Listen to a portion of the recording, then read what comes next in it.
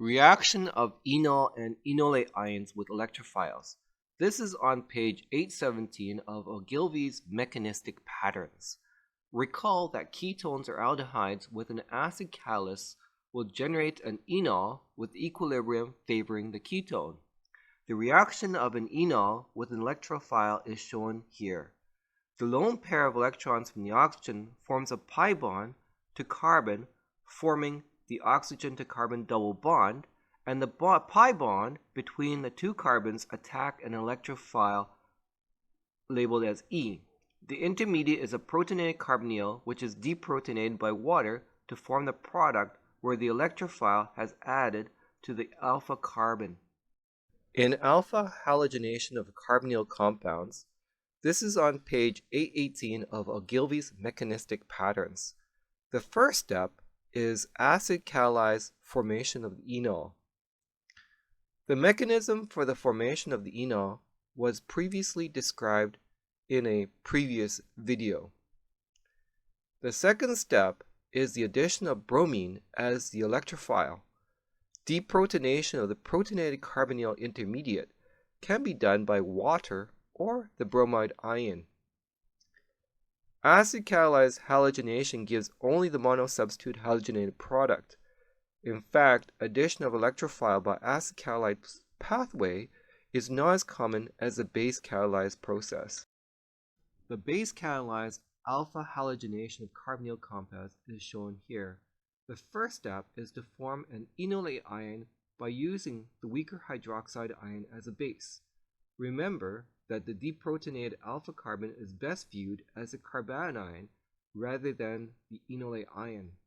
So the addition of the electrophile is done by carbanion forming a bond to Br and the Br to Br bond breaking and releasing a bromide ion. In base with a hydroxide ion, there is a very high tendency for the substitution at the alpha carbon to continue. Let's compare the carbanions. The methylene phenylketone carbanion on the left is less stable than the monobrominated methylene phenylketone carbanion on the right. The reason for this is the ability of bromine to serve as an inductive electron withdrawing group that helps stabilize the negative charge, so that the conjugate acid is stronger acid and easier for the hydroxide ion to deprotonate. Compare the acid strengths of the alpha carbon. The dibrominated alpha carbon is the most acidic and the least acidic is the non-brominated hydrocarbon. The dibrominated alpha carbanion therefore gives the more stable base. As a result, this carbanion could continue to add another bromine electrophile. And for the same reason, two bromine groups stabilize the carbanion better, and a third Br electrophile can then add. All three hydrogens are replaced by bromine.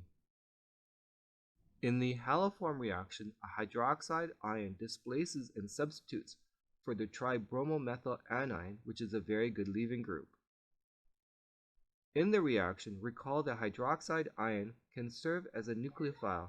It attacks the electrophilic carbon center to produce a tetrahedral intermediate. Because methyl groups on an sp3 hybridized carbon are not very good leaving groups, the reaction can revert back to the ketone. The tribrominated carbonyl compound has a very electrophilic carbonyl carbon because of its electron withdrawing inductive effects of the three bromine atoms. This allows hydroxide to attack the electrophilic carbon center. A tetrahedral intermediate is obtained, which kicks out the tribrominated methyl anion to re-establish the carbonyl. This is now a carboxylic acid. The hydrogen of the carboxylic acid is deprotonated by a tribrominated anion to give bromoform. This is what is called the haloform reaction.